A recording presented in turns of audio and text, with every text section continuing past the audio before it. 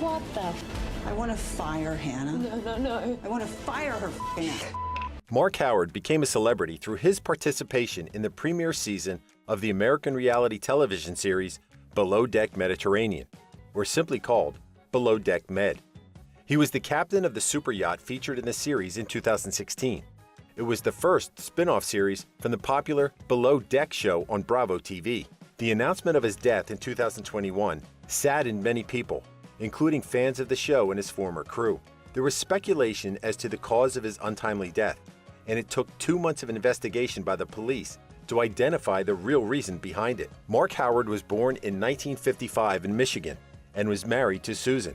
He was never fond of sharing details of his family or anything personal, most especially in front of the camera. Not much information could be found about him, except that he had been a yacht captain for almost 30 years when the show started. He chartered boats across the South Pacific, around the Mediterranean and the Caribbean. He shared that it didn't matter if the responsibility of a captain was immense, or if the job could become extremely stressful, as he would love to do it for a long time.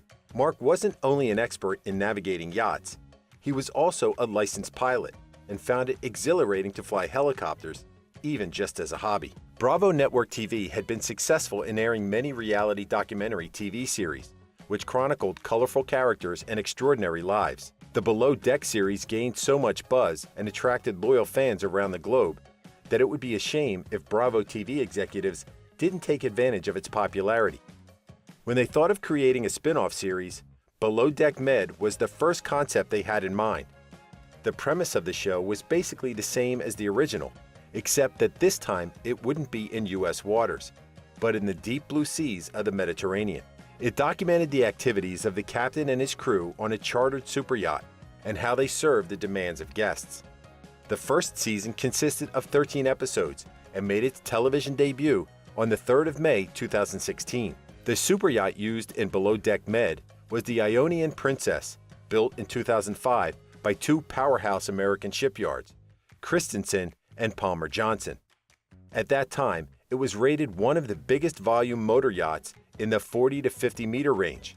It was 150 feet or 42.73 meters long, had a beam of 28 feet or 8.53 meters, 460 gross tonnage, and a maximum cruising speed of 12 knots. The interior was designed by Pavlik Design Team, and the exterior was handled by the Setzer Design Group. The superyacht could comfortably accommodate 12 guests in 6 suites, a master suite, a VIP cabin, 2 double cabins, and a twin cabin. It carried a crew of 9 members and its captain. It had been refitted in 2016 and in 2022 to give its guests an updated, luxurious yachting experience. To help Captain Mark in serving the charter clients were 8 individuals.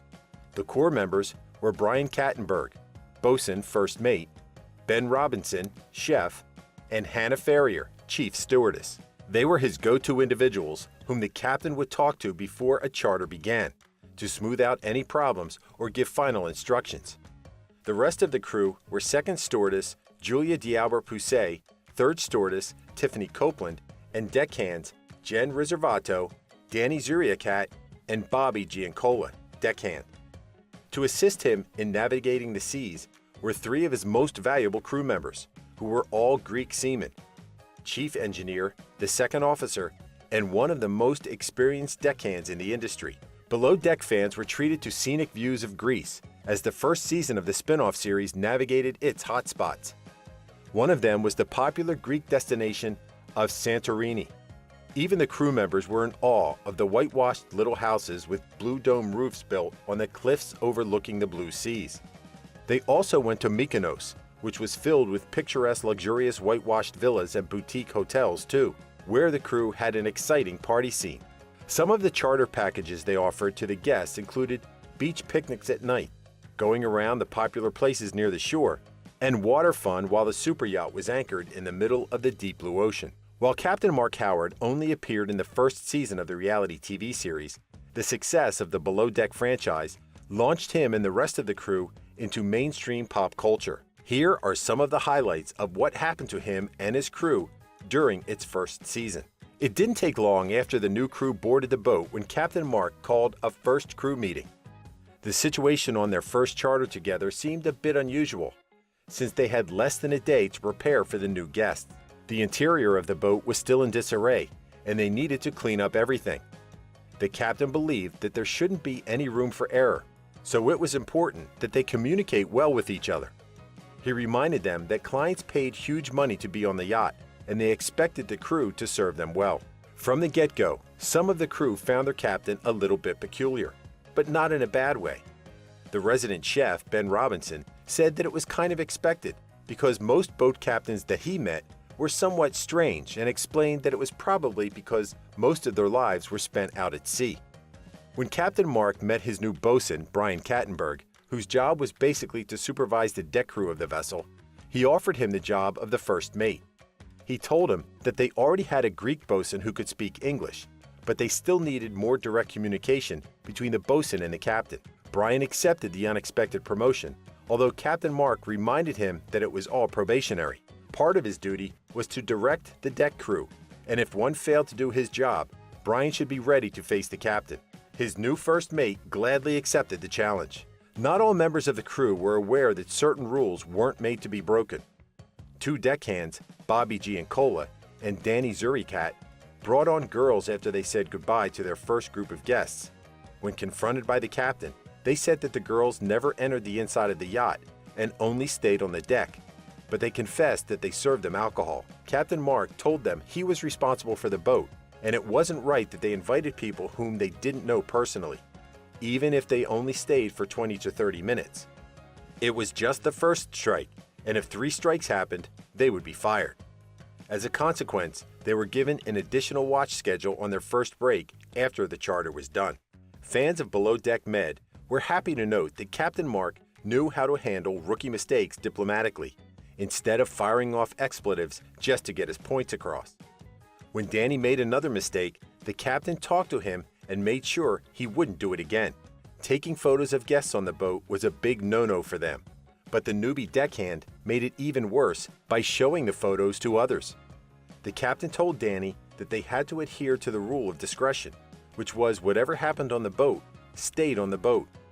As a consequence, he would take Danny's phone during the start of the charter and would only return it after the guests left the boat.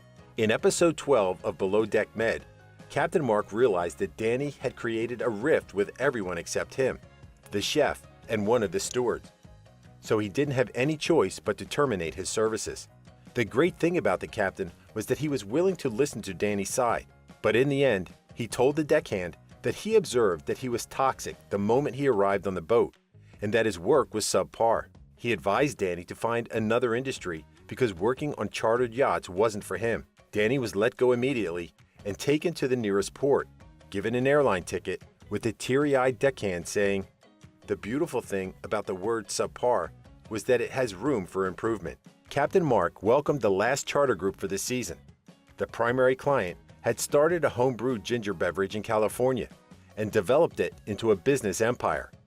The successful owner bought a group of his highest-selling sales representatives as a reward for a job well done. When the captain had a meeting with the core members of his crew, they weren't very happy with some of the listed activities they needed to prepare for, such as the picnic on the beach. It was windy season, and Hannah knew that it would be difficult to arrange a picnic during that time of the year.